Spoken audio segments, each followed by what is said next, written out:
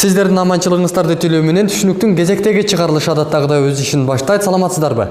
Бүгүнкү чыгарылышта биз сөз кыла турган маселе бул үстүбүздөгү жылдын 17-ноябрында Бишкек шаарында Сорос Кыргызстан фондуна каршы акция өттү. Деги эле Американын, Россиянын саясаты, Кытайдын саясаты биздин өлкөдө болуп жаткандыгы албетте бул кейиштүү дейбизби же ошолорго биз башка атууга аргасызбызбы? Деги эле эгемендүү Кыргызстанда ушундай маселелер болушу керекпи, керек эмеспи? Бүгүнкү чыгарылышта биз мына ушул маселенин үстүндө сөз кылабыз. Сиздерге студиянын меймандарын тааныштырып кетели.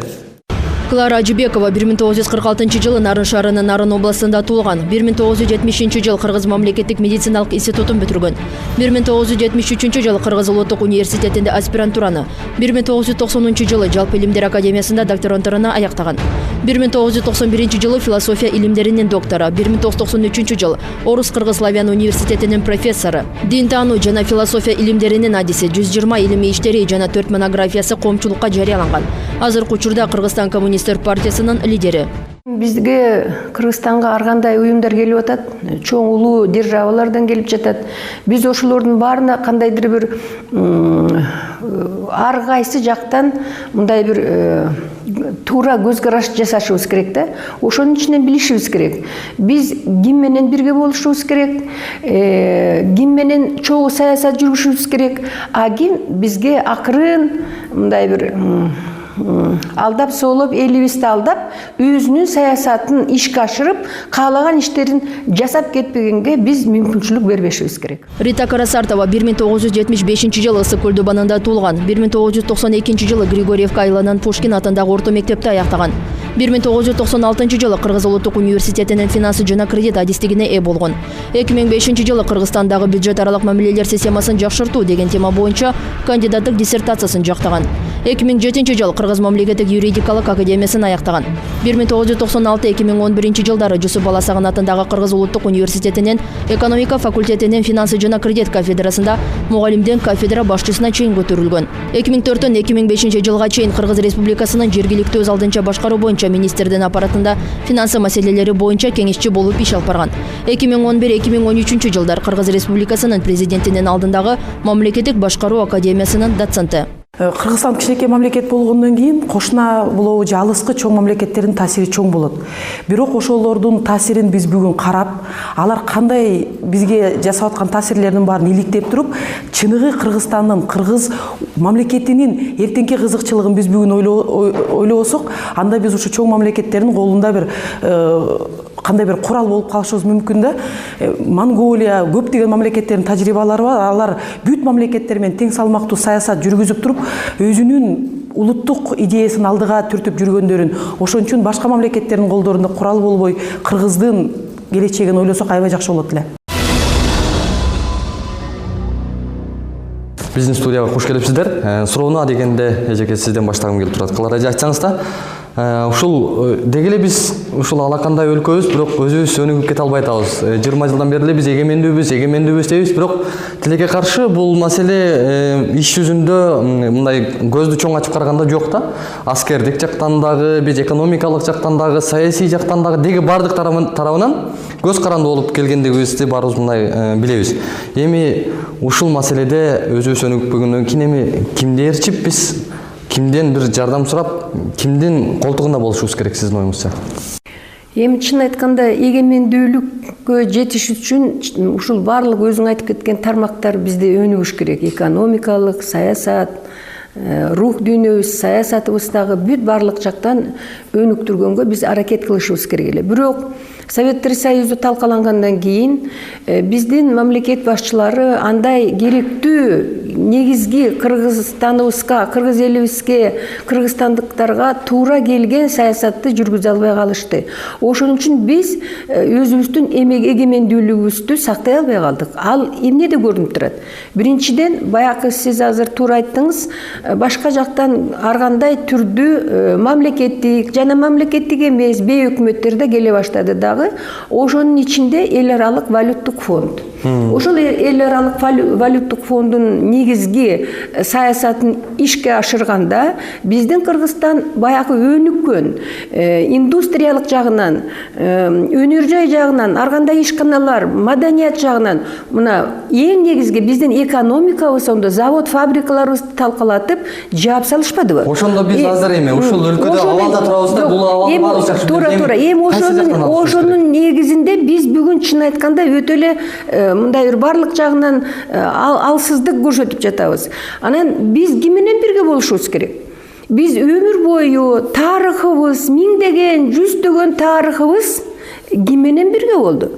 Ошол биринчиден эле баягы жаныбыздагы турган биздин баягы бир тууган мамлекеттерибиз, мына бул жаныбызда Казакстан турат, жаныбызда Тажикстан турат, биякта Өзбекстан турат, тиякта Туркмен, эгерде Орто Азияны алсак.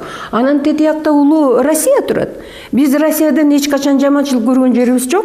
Россия менен бир мамлекетте турганда биздин баардык тармактарыбыз ушунчалык өскөн. Мына бүгүнкү күндө свет жетпей, энергетиканы, электричествону бирөөлөрдөн сурап албай атабыз. Ал кезде биздин гидроэнергетикабыз өсүп, өнүп, мына Турдак Нусубалиевичтин жакында ал 95 жылдыгын майрамдадык. Мына ошол киши ушунчалык бүт гидроэнергоресурстарды, бүт гидроэлектростанциялар тургузулуп, мына биздин мамлекет өтө сууга да бай, энергетикага дагы бай мамлекет болчубуз. Эми ошондой мамлекет, ошол мамлекет бүгүн келип эми кайсы акыбалда турабыз энергетика боюнча? Мына бизге ким жардам берип жатат?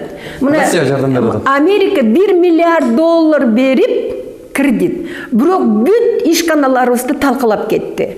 Россия болсо жакын арада эле $1,5 миллиард биздин карызыбызды кечти. Дагы жакшынакай, дагы энергетика же жанагы эме гэстерди тургузмак болду, дагы жардам берип жатат, чын айтканда. Ошон үчүн мен ойлойм, биз дайыма ушул мамлекеттер менен, Россия, Белоруссия, Казакстан, ушулар менен бирдикте болушубуз керек. Биз боордош мамлекетпиз. Алардан биз эч качан жаман көргөн эмеспиз. Бизди эч ким бомбалаган эмес. Бизди келип алып туруп талкалаган эмес. Ошон үчүн тарыхтын факторлорун монтип анализдеп, анан кийин көрүшүбүз керек. Көп жактуу көз караш жасашыбыз керек. Рахмат, сизге чоң рахмат. Дагы сөз беребиз.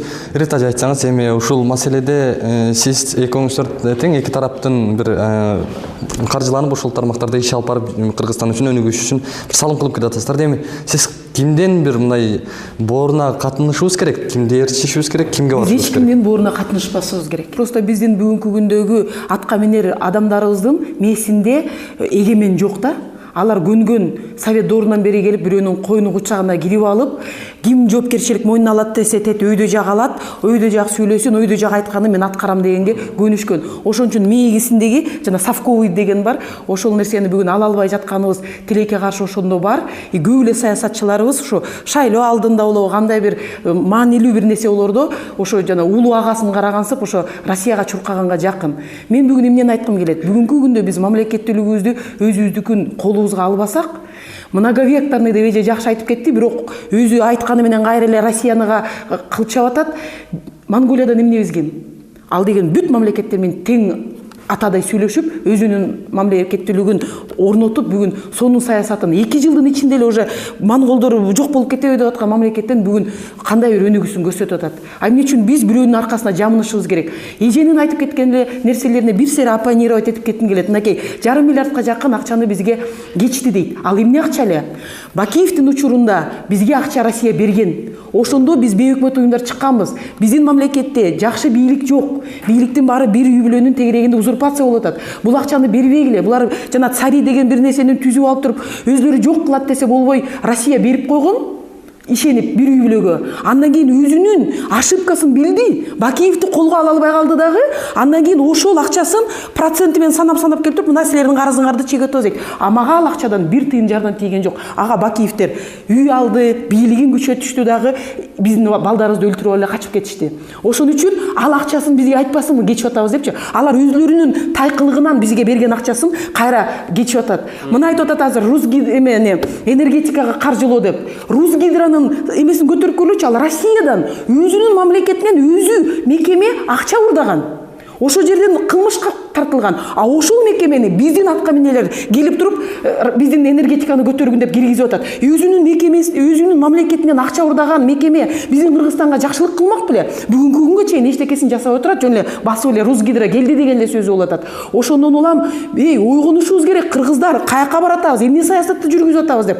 А Соросто ала турган болсок, жанагы силердин чогултуп аткан эметер. Бүгүн миңдеген жаш балдар Соростун аркасы менен башка мамлекеттерди көрүп, башка мамлекетти көрсө башка жашоо бар турбайбы дегенде, Соростун эң негизги идеясы ачык ком. Көптөгөн программалардын баары ачык айкындуулук. Эже азыр ушул жерден Сорос Кыргызстан фондуна каршы видео чыккан, ушул тууралуу видеого токтолуп, андан соң көрсөтүүнү улантабыз.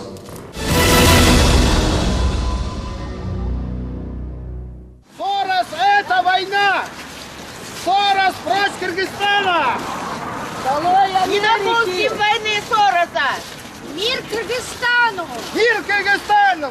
Biz Kırgızstanda stabilдүүлүк болушун каалайбыз.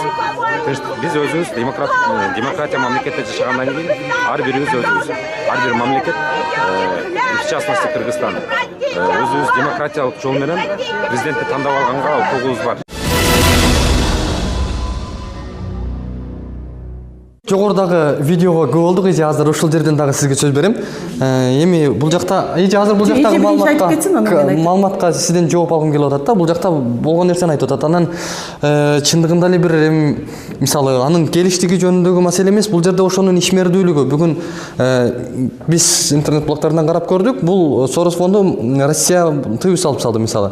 Эмне себептен десе, бул билим берүү тармагына кирди. Ошол учурда билим берүү тармагындагы жана Россиянын тарыхы деген китепке өз салымын кошуп, ошого спонсорлук кылып, ушундай жазышына кичине өз салымын кошкондон кийин анан ал жанагы согуштук Россиянын күчүн бурмаланып салгандыгын аныкташып, анан таптакыр тыюу салып салган деген дагы булактарды окудук да. Анан деги эле ушул бүгүнкү күндө биздин билим берүү тармагына жана медицина тармагына ушул Сорос фонду аябай жакшы таасир берип атат дейт да. Бул нерсе көрүнүп турат. Анан көптөгөн китептердин авторлору болуп атат. Эми ушул жерде биздин тарыхыбызды же бир мындай бурмалап же ушундай бир нерсеге жол коюлуп аткан жокпу? Муну бүгүн биздин өлкө жакыр болгондон кийин текшергенге деле алуу жок да. Биздин бүгүнкү күндө Кыргызстанда телевидениени алалык. Американский телевидение барбы? Жок. Только российский телевидениени көрүп отурабыз. Кайсы жерге барбасаң, бандеровцы тигиндей мындай деп жалаң орустардын саясаты биздин мебизге кирип, уже каныбызга сиңип калган да.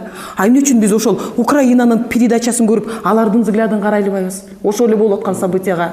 Анан китептерди алалык. Эгер орустар өзүнүн тарыхын жазып атканда, мээси тайкылык кылып, туура эмес жака бурмалап кетсе, ал орустардын өзүнүн проблемасы.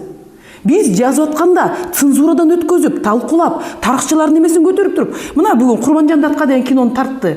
Мен сыймыктанамын.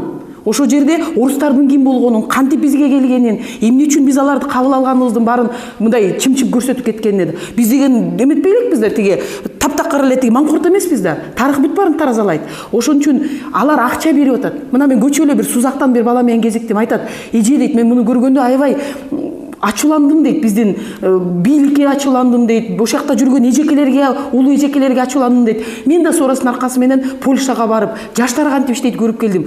Мен ушунчалык толкулданып келип отуруп, азыр деген Кыргызстан боюнча жаштар саясаты кандай жүрүш керек деп, бүт Кыргызстандын мындай бир моделин, жаштарды колдогон модельди түзөйүн деп жүрөм деп. Жап-жаш бала Жалал Абадта иштейм, бүт райондорго ушундай жаштар комитеттерин уюштуруп, спортко деп ушинтип өчөт. Мен ошолорду көргөндөн эмне үчүн биздин жаштар антип коомдук иштерге тартыла албайт экен дегендерди көрүп келдим дейт да. А андай болбосо мен акчам жок. Мен даже өзүмдүн баламды чет мамлекетке жеткизе албайм. Мен айтам, жакшы окуу, жазгын ошондой проекттерге. Проекттин аркасы менен чет мамлекетке барып, чет мамлекетти көрүп келгенге татыктуу болсоң, көрүп келе аласың. Анте албасаң, мен сага анча акча топтоп бере албайм. Мен айлыгым да позволять эте албайт деп. Бүгүнкү күндө миңдеген балдар ушундай проекттин аркасы менен көрүп келип атат. А башка жашоону көрүп келген бул жаманбы?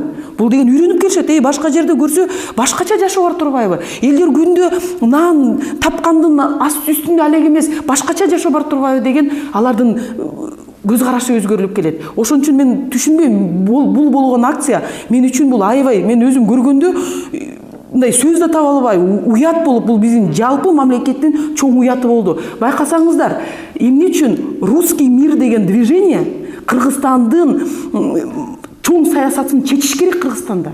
Бунде бизде кыргыз кыргыз дүйнөсү деген коомдук иш кыймыл жок калды беле, ошо кыргыздын дүйнөсү, кыргыздын маселеси жөнүндө айта турган. Бул бир четинен баягы орустардын спецслужбасынын деген туура эмес иштеп атканы, экинчиден бул деген улут аралык бир кандай бир түшүнүксүз нерсени туулдуруп атканда, мына мен өзүм орус айылда өскөм. Бизге дагы сөз бересиздерби? Орус мектепте чоңойгом. Мен орустар менен аябай толерантный болчумун. Но канчалык көбүрөөк орустар великий державабыз, бизди орусту деп ушул жерде келип русский мир деп мага басындырып аткан сайын, меники наоборот отторжение болуп, бүгүн мен таптаза кыргызча сүйлөп, мен только кыргыздын идеологиясын таркатканга өттүм да. Мен даже орусча сүйлөбөй калдым. Үйдөн дагы орусча сүйлөттүрбөй калдым эч кимди. Ошон үчүн орто жерден неприязненный отношение кылат. Кыргызстанда кыргыздын алдыга бир тартылган идеялары болуш керек. Эми эже ушундай күйүп бышып аткандыгыңызда аябай мындай башкача болуп атам да мен. Бирок кыргызда элибизде сөз бар да, жанагы бекер быштак эч жерде жатпайт мисалы депчи. Аны да түшүнөм. Но ошол акчасын алып акчасын алгандан кийин бир өздөрүнүн саясатын жүргүзбөсө, мисалы Американын белчесинен карызы бар, өзүнүн мисалы ички карызы эсептегенде. Анан ошол миллиарддаган карыздары бар өлкөлөр, анан биздей мамлекеттерге жардам көрсөтүп аткандыгы, акысыз берип аткандыгы же анан дагы бир нерсени белгилеп кетейин же ушул жерден кыстырма. Ушул биздей сиздей болгон өкмөттүк эмес уюмдарды бүгүн бир депутат кызганып атат да. Биздин өкмөттүк эмес уюмдардагы кыздарыбыз, эжелерибиздин баштары аябай иштейт. Кыргыз үчүн күйгөн алар. Бирок ошолорду өзүбүзгө иштеш керек. Ошолор өзүбүздүн саясат жүргүзүш керек. Ушундай мен кызганам. Илимдүү, билимдүүлөрдүн баарысын Сорос фонду чогултат дагы, Америкага алып барып окутат. Ошол батышта о ал жактан келип туруп мамлекетке иштебейт дейт. Ал деле бар. НПОго иштеп туруп, анан кийин мамлекетке өтүшөт дейт да. Мындай жагы бар да. Россиянын кайсы саясаты мага жагат? Алар деген мындай Сорос, ОБСЕлердин баарын кысып атпайбы? Но зато мамлекет өзүнүн каржылоосун чыгарып атат. Биздей болгон кишилерди өзүнө тартып атат. Путин молодец. Анткени ал айтып атат өзүнүн. Биздин мамлекет эмне бергенге даяр? Бүгүн мамлекет өзү Соростун, тиги ОБСЕнин башка дүйнөлүк акчанын өзү карызга алып атып, элементарный жасай турган здравоохранение, образование, эч нерсе, бир четтен келген акчасыз жок, эчтеке өзү жасап алган немеге келип алгандан кийин, аны кантип башка саясатты кура алат? Ооба бизге деген мамлекетпиз. Но бирок ошол акчаларды алып, кыргыз үчүн иштесе да болот да. Ал деген обязательно эле тиги Америкага биз даже барып туруп жабышалык десек да, ортобузда океан бар. Алар бизди кошуп алганга да эмете албайт. Бирок кыргыз акчасын алып туруп, кыргыз эл кантип эгемен, өнүккөн мамлекет болуп келген, бул бизден болот. Ар бирибизден кыргызстандыктар дайым кыргыздын мындай идеясын тутуп жүрүш керек да. Эми мүмкүнчүлүк берсеңиз сиз кандай комментарий берет элеңиз? Мен мындай деймин го, биринчи Рая сиңдимдин кээ бир койгон маселелерине жооп бергим келет. Эң биринчиден баягы бир мамлекет бүгүн өзү эле суверендүүлүк болуп, өзү менен өзү эле өсүп кете алат деген бул таптакыр эле реалдуулукка туура келбейт. Совет дорун өтө жөн эле калп эле совковый мышление деген туура эмес. Керек болсо азыр совковый ой жүгүртүүнүн ордунда проамериканский мышление, ошолордун саясатын жүргүзүп калган НПОлор көбөйүп кетти. Бул Американын саясаты чын айтканда бизди 20 ашык жылдан бери абдан бир топ элдер алданып келди. Ой, тиги Америкада демократия, тиги Батышта демократия, укуктуулук деп. Бирок элдин баары эле барып келди. Европасына да барып келди, Америкасына да барып келди. Баягы жомоктор мынтип жомоктой эле тиги жана кар эрийт го, ошондой эле эриди. Эмне дегенде бүгүн Америка өзгөчө көрүнүп турат. Өзгөчө Украинадан кийин, өзгөчө Египеттен кийин, өзгөчө Сирия, Ливиядан кийин, Югославиядан кийин мына көрүнүп турат. Американын бети укмуш эле ачылып калды. Аны жанакы препараторлор, анатомдар монтип бөлүп эметет го, препарировать этип тиги эмелерди, органдарды. Мына ошондой эле препарация болуп калды Американын бүгүнкү дүйнө жүзүндө өткөрүп жаткан саясаты. Мына мисалы Россия барып тиги Украинаны бомбалап аткан жери жок да. Россия барып тиги Сирияны бомбалаган жок, барып Ливияны талкалаган жери жок. Керек болсо Америка эмне кылды? Неге талкалап, мисалы, неге талкалап? Ал эң негизги маселе мындай да. Эмне үчүн талкалап жатат? Бул бүгүнкү глобалистика маалында баягы бүт мамлекеттер бири менен тыкыз байланышта болуп, анан кийин элдин саны да көбөйүп жатат. Анан морекил биз дүйнө жүзүндө азыр ресурс жетишпейт. Керек болсо күндөн күнгө азаят энерго ресурстар, су ресурсу, тамак аш ресурсу. Мына ошол ресурстар үчүн согуш болуп жатат. А эң көп байлык кай жерде? Ошол көрсө ошо чыгышта экен. Көрсө ошол экил Африка, мына биздин тиги чыгыш мамлекеттеринде астында толгон ошо газ, нефть толтур экен. Мына азыркы согуш ошол байлыктар үчүн. Табигый ресурстар үчүн күрөш жүрүп жатат. Америка идеологиялык согуш эмес, эң биринчи идеологиянын эң негизги түпкү маселеси экономика. Экономикалык, анан саясат сөзсүз. Саясат жагынан эмне? Америка айтып атпайбы? Барак Обама өзү эле айтып атат. Биз деген улуу державабыз. Биз биринчи державабыз деп. А биринчи держава болсоң, дүйнө жүзүндө стабилдик алып келди. А эмне үчүн эле согуш ачып атат? Эмне үчүн эле жанакы ошол өкмөттөргө акча төлөп, кандай эле ушул Советтер Союзу талкалангандан кийин эле Сорос бүт ошо Советтер Союзунун мурунку республикаларына келип эле бүт баарын финансировать этип калды. Булар эч качан капиталисттик аң сезим эч качан бекер эч кимге бир тыйын бербейт. Муну биз жакшы түшүнүшүбүз керек. Биз бүгүнкү өзүбүздүн ок атыбызды жүргүзгөн жашообуз жөнүндө карап, бирок артыбызды, астыбызды жана эки жагыбызды көп карабай жатабыз. Сорос акча берсе, жана башка өкмөттөргө тиги башка мамлекеттер проект аркылуу акча берсе, алар бекеринен берип аткан жок. Алар өзүнүн саясатын ошо башка мамлекеттерге өткөргөнгө аракет кылып жаткан саясат. Бир нерсени билбесең, сындаганың бул акылга сыйбаган туура эмес көрүнүш да, эми адамдык бир жакшы нерсеге жатпайт. Анан сиз ушул нерсени толук билесизби? Эгерде конкреттүү бир эмне себептен бизге Сорос фонду бүгүн ушул маселелерди, анын коркунучу деген маселелерди сиз сезип калдыңызбы? Мен мындай тактагым келет да, ал Сорос жөнүндө мындай бир кандайдыр бир саясий бир тыянакка келиш үчүн анын иштеген ишин карашыбыз керек. Мына Советтер Союзу талкалангандан баштап эле Сорос фонду Кыргызстанга келди, анан иштей баштады. Мына гранттарды берет, бирок кандай? Мындай проблема боюнча проект жазгыла дейт, туурабы? Анан кийин баары тең жасат, китеп жасат. Анын баарын Сорос эмне кылат?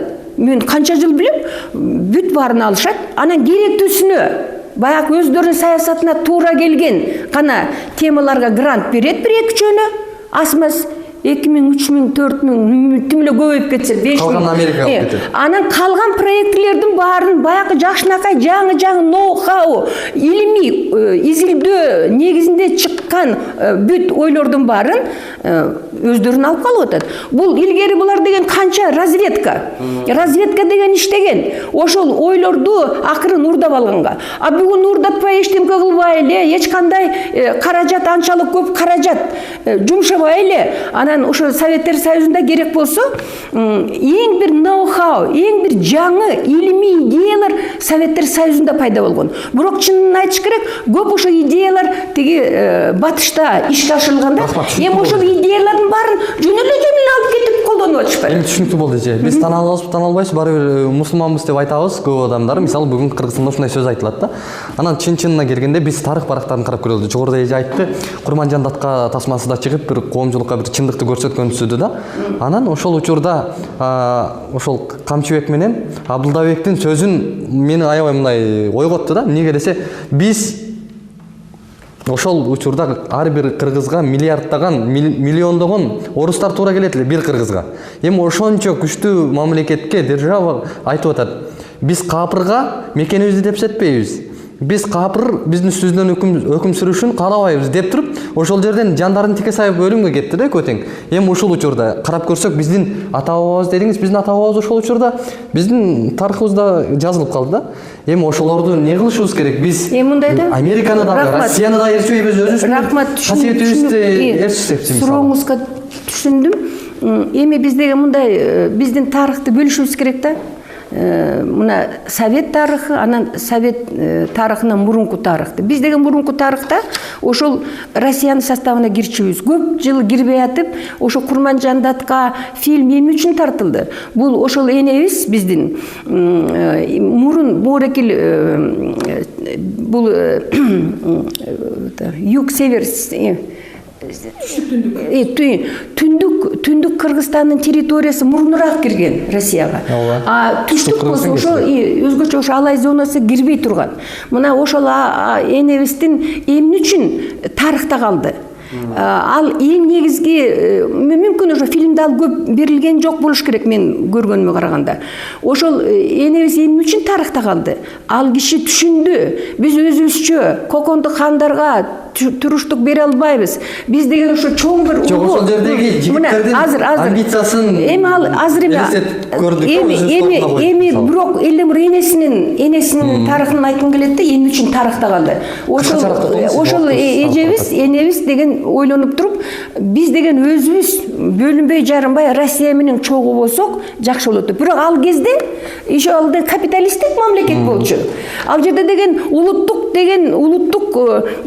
күрөш бар болчу. Бир чоң улут кичине улутту басып алчу. Мына ошондой кез болгон. А бирок Совет доору келгенде ал улуттук кемсиздендирүү, бири басып алуу деген болгон жок. Мисалы теңирден тескери. Россия чоң мамлекеттер бизге көп жардам берди да. Чыныбызды айталычы айланайындар. Мына 25 жыл болду.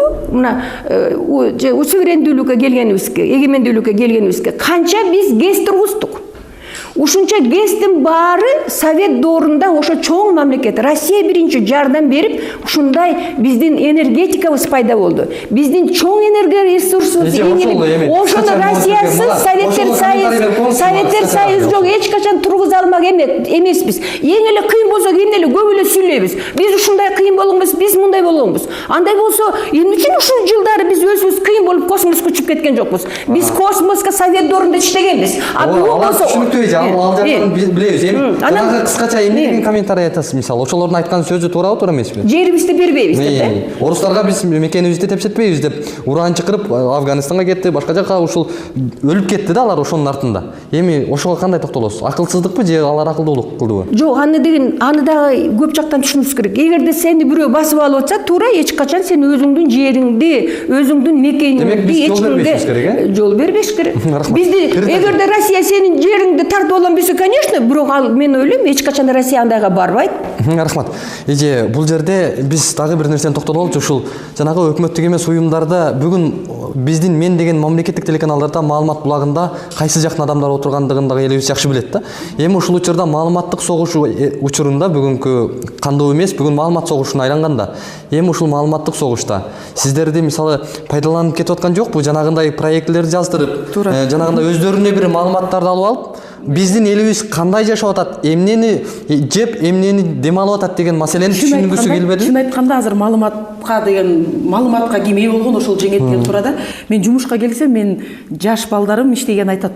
Рита эже дейт, Соростун келерин биз билген эмеспиз. Орустун бабушкалары кайдан билген деген маселе да.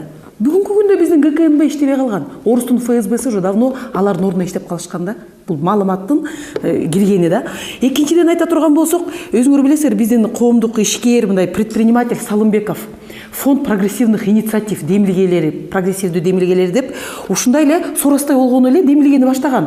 Кимде кандай бир жакшы идеялар болсо алып келгиле, мен каржылап берейин, грант деп. Анан балдар менен сүйлөшүп атпаймынбы, момундай идеяларыңарды бербейсиздер десе, точно эже айтканы мен айтты да.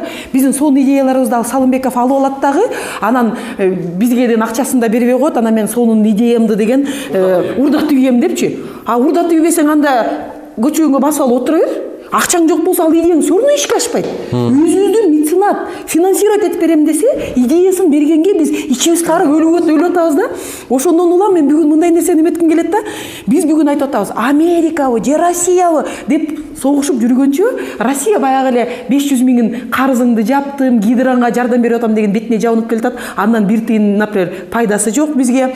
Америка деп айтканга болбойт. Жана дүйнөлүк банк, Международный валютный фонд бул Америкага тиешеси эмес. Бул жалпы дүйнөлүк бир эмелер, финансовый учреждениялар.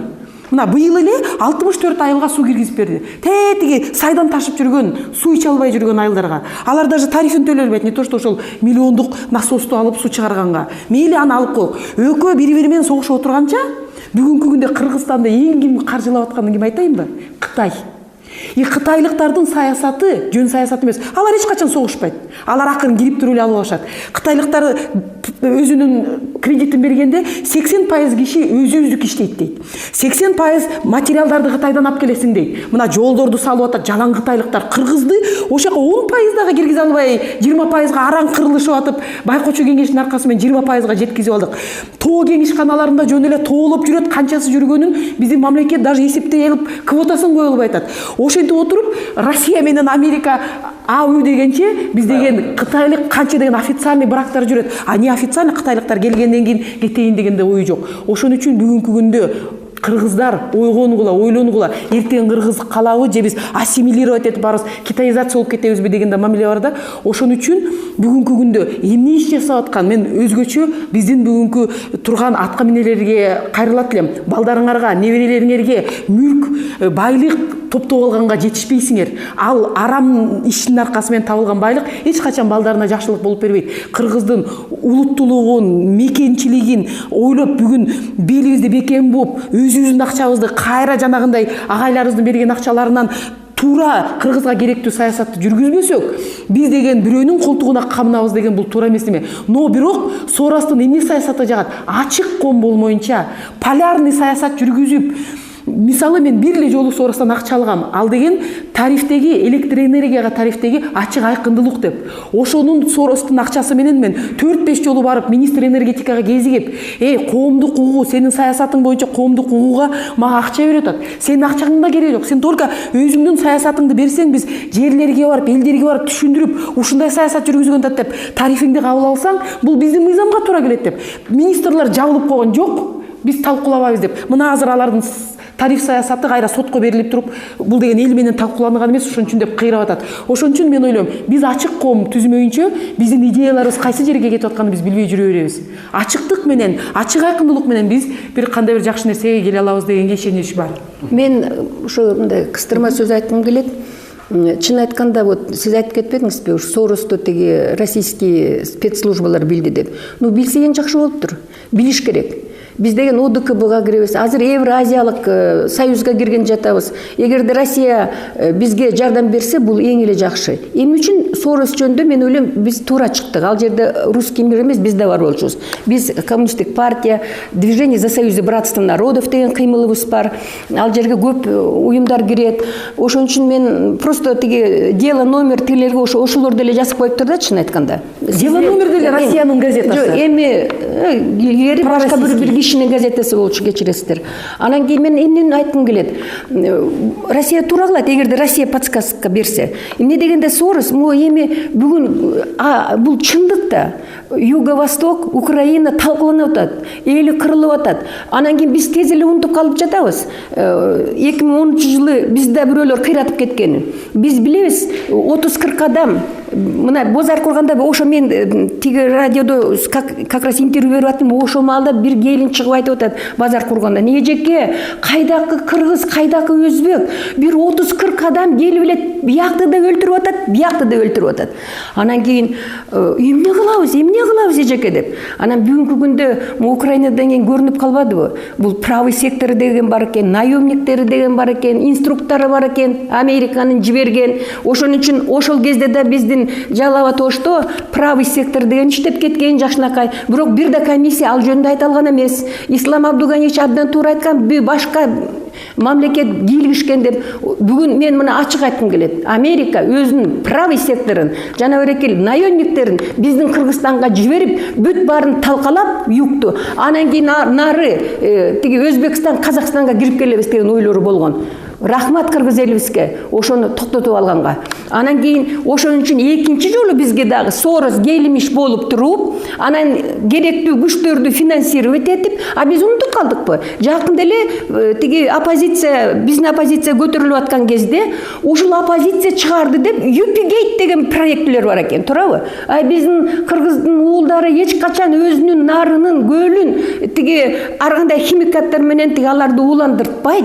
Эч качан алардын башына тимеле эң чыккынчысы дагы анын башына андай келе албайт. Аны муну ким проект жасады? Муну ошо ЦРУнун проекторлори керек болсо, жанагы Юпигейт деген нарындын суусуна момча келе жаткан кичинекей тиги эмелерге, булактарга момча граммдан ят тыргытышыбыз керек деп. Туурабы? Менимче эле мындай проект болгон. Бул проектини эч качан кыргыз эли, кыргыздын даже эң бир чыккынчысы жасай алган эмес. Бул проектини мен ойлойм, тетияктан келген проектлер. Мына ошондой проектлер менен келип жатышат, ошондой ойлору, жаман ойлору бар. Иште бир Кыргызстан эле бизди сүйүп калыптырбы? Кыргызстанда анда өзүнүн геосаясий кызыгы бар. Америка жанакы тиги батыштын. Эми сиз айтып жатасыз, ушинтип совковый эле ой менен омтуп башып көнүп калышкан деп. А эмне үчүн бүгүн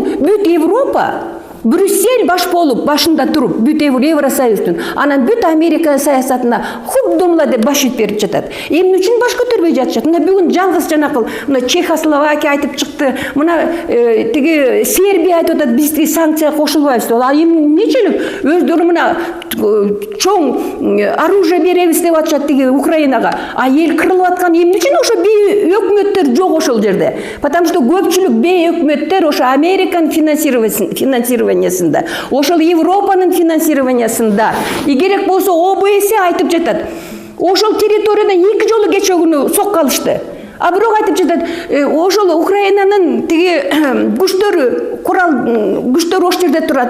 Ошолор атканды айкын эле билинип турат. А бирок алар айтып жатышат, ким атканын биз биле албайбыз. Бирок биз 2 жолу обстрелга ушундай дуушар болдук деп. Ошон үчүн дагы айтыш керек, ким совков эмес, ким момтип бирөөнүн момдай давлениясына, диктатына башыйып, анан кийин ошолордун бүт дүйнөгө каршы жүргүзүп жаткан идеологиясына макул болуп жаткан бул Европа, башында турган бул Америка, и бүгүн Украинаны жөн эле былчылдап, өлтүрүп, геноцид, фашизмди финансировать этип, ошолордун бүгүнкү фашизм, нацизмдин башында турат. Ошон үчүн биз абдан кылдаттык менен мамиле кылып, биз ким акчасы менен келсе, ой, биз келейбиз да, биз ишсиздиктебиз, акчаңды бере кой айдайын, кандай Сорос жакшы, кандай Тиген жакшы, кандай Америка сонун деп, алардын тиги акчасына жүгүнүп бербей, вот сиз жанакы Курман Датка энебиздин балдарына окшошуп, жок, биз өз мекенибизди, өз жерибизди сакташыбыз керек, мамлекетибизди сакташыбыз керек, элибизге гана туура келген, биздин мамлекетибизге туура келген саясатты гана алып барышыбыз керек деп. Алар болсо бизге тескери экенин мен сиздерге айтып коеюн, бул чындык, факты менен айтышыбыз керек. Мына Америка Соросу, МПОсу, эл аралык валюттук фонд, кстати, уставной капиталда эң негизги тиги учредитель негизгиси бул Америка. Мына Медведев нечен жолу реконструкция кылышыбыз керек деген эл аралык валюттук фонду. А булар ушул күнгө макул эмес, потому что эл аралык валюттук фонд менен диктовать этип, мына биздин бүт ишканаларыбыздын баарын токтотуп койду. Мына ошон үчүн алар келгенден бери биз мына кедейликке баттык, ишсиздикке баттык, укуктуулугубузду жоготтук. Мына керек болсо өлүп баратсаң дагы акчаң жок болсо медицина бир операцияга бара албайсың. Анан мына ошон үчүн анализ деп көрөлү да. Ким келгенде биз ким менен достукта болуп бир мамлекетте турганда өнүгүп өстүк элек, а ким келгенде биз ушунчалык кедейчиликке, ушунчалык укуктуулугубузду жоготуп, анан кийин ушинтип, ой, Сорос качан бизге акча берет, анан биз жыргап алып анан зарубежге барып келебиз деп, эч качан бул деген как раз намысыбызга тийген нерсе деп ойлойм. Бир нерсе кошулуп кетейин мен. Эмне үчүн баары Америка менен Западты урушат, а Путиндин кызы Европада эле жашап жүрөт? Балдарын ошол жака жашаганын алып барышат, баарын ошол жака жиберишет. А урушканды келгенде Европа жаман дейт, анткени аякта укуктук мамлекеттер. Аякта мыйзамдын алдында баары бир. Сиз кандай комментарий бере аласыз? Мисалы, жогоруда бир канча маселелерди айтты да, бул нерсеге көңүл бурбай койгонго дагы болбойт. Эже белгилеп кеткенчи, мисалы үчүн ар кандай американский саясаттар, уюмдар ар кандай иштер, проектлер жазып атат деген маселелергечи. Эми мен өтүп аткан проектлеримде ооба мен жазам, мен отчетумду берем, мынча жабыркаган киши мага келди, мынчасы мындай болду, мындай жардам берди деп. Если ошол Америка аябай кызыктуу болсо ала берсин. Зато ошол аркасы менен ыйлап, бододоздоп, үйүн кетирип, баласы камалып аткан кишилерге мен жардам берип атам. Эгер аны бербей турган болсо, мага мамлекет ошо акча берсин. Мен мамлекеттин аркасы менен ошону иштей берем. Потому что бүгүнкү күндө элдин каражаты, ошону төлөп берген каражаты жок да. Мага бары бер. Мен өзүмдүн элиме жардам берип алсам, мен иштеп жүрө берем ошону. Андан деле отказ бергенге макулмун. Но бирок эртең ошо акчасы төлөлбөй алган кишилерге кантип жардам беребиз? Талкуу жөнүндө бүгүнкү тема боюнча коомчулук эмне деген сөз? Бүгүнкү күндө мен эмне деген айтат элем? Кыргызстан кичинекей мамлекет. Бирөөнүн колтугуна жабышабыз деген бул туура эмес. Биз бүт мамлекеттер менен многовекторный жүргүзүшүбүз керек. Америка бизди кошуп алат деген, биз даже территориально Америкага кошула албайбыз.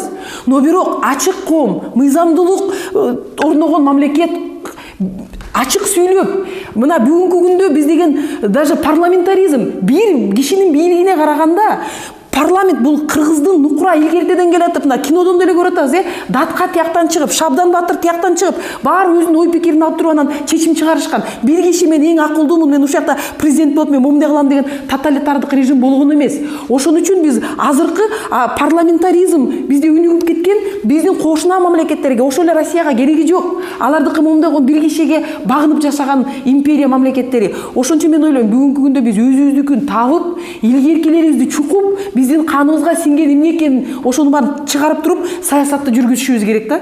Ачык коом түзүшүбүз керек. Чоң рахмат. Мен айткым келет, туура биз Америкага кирип кете албайбыз, бирок Молдова, Грузия, Украина, алар деле Америкадан ыраак. Бүгүн бирок алар Американын саясатын жүргүзүп, ушундай орто жолдо элге абдан көп кыйынчылыктарды түзүп беришти өздөрүнүн эл үчүн. Коррупция азайып атат Грузияда. Анан экинчиден, чын эле биздин мамлекетте бүт эле постсоветтик мамлекеттерде бүгүн абдан кыйынчылык көп. Эмне дегенде жеке менчик келген, приватизация, ошон үчүн элдин мүлкү практически жок болуп калган, баары тең жеке менчик чөнтөккө түшүп калган. Жеке менчик чөнтөктө акчанын баары ошол жакта, мүмкүнчүлүктүн баары ошол жакта, а мамлекеттин бюджетинде таптакыр эле аз болуп калды. Налог түшөт, а налогдун көбү дагы теневой экономика деп коет, ошол жакта жүрөт.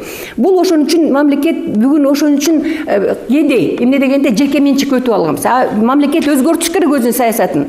Мамлекеттик менчикти көбөйтүш керек, жеке менчикте болуп турсун. Бул биринчи. Экинчиден, муракил бей өкмөттөр өнүккөнү бул 19-кылымдын ортосунда башталган экен, эгерде анын тарыхын айтсак. 20-кылымда өзгөчө муракил согуш бүткөндөн кийин, улуу ата мекендик согуш бүткөндөн кийин андан бетер, анан өзгөчө бей өкмөттөр качан көбөйдү? Көбөйдү мо Советтер Союзу талкалангандан кийин. Эмне дегенде бей өкмөттөр бул легалдык структура, ар бир өкмөт өзүнүн саясатын жүргүзүш үчүн легалдуулук жол менен жүргүзүш үчүн ошон үчүн бей өкмөттөр катуу иштей баштаган. Анан эми акыры айткым келет. Жашоо, ар бир жашап жаткан эл, адам ушу дүйнө жүзүндө бири-бирибизди өлтүрүп, өлүп калбай, кайра өнүгүп кетиш үчүн эч качан согуштап келген эмес. Жок, анан Сорос Американын саясатын жүргүзүп жатат. Сорос жашай берсин, жардам берсин. Бирок биз ошонун баягы катылып, кымтырылып турган саясатында билип турушубуз керек. Эгерде биздин күчүбүз жетпесе, биз бүгүн Евразиялык таможенный, азыр эми таможенный союз деп, Евразиялык союз дейт. Биз ошого киришибиз керек, чогуу бирдикте болуп туруп, анан бүт дүйнө жүзүндөгү бизге кандай реакциялык начар күчтөр кире баштаса, чогуу ошо менен күрөшүбүз керек. Ошондо биз дүйнө жүзү биримдикте болушубуз керек. Америка мындай баскынчылык кылып жатат. Ошого биз каршы туруштук беришибиз керек. Чоң рахмат сиздерге бүгүнкү студияга келип өз пикириңиздерди билдиргениңиздерге чоң ыраазычылык билдиребиз. Мына урматтуу кадырман телекөрүүчүлөр, сиздер түштүктүн бүгүнкү чыгарылышына күбө болдуңуздар. Бүгүн биз сырткы күчтөр Америка менен Россиянын ортосундагы тиреш, биздин өлкөдөгү саясат деген багытта сөз кылдык. Деги эле бул нерселердин таасири өлкөбүздү өнүктүрөбү же биздин мамлекетибизге канчалык булар кызыктар, бул тууралуу өзүңүздөр туура жагын түшүнүп, туура жагын талдап алат деген үмүттө көрсөтүүнү жыйынтыктайбыз. Аманчылыкта көрүшөлү.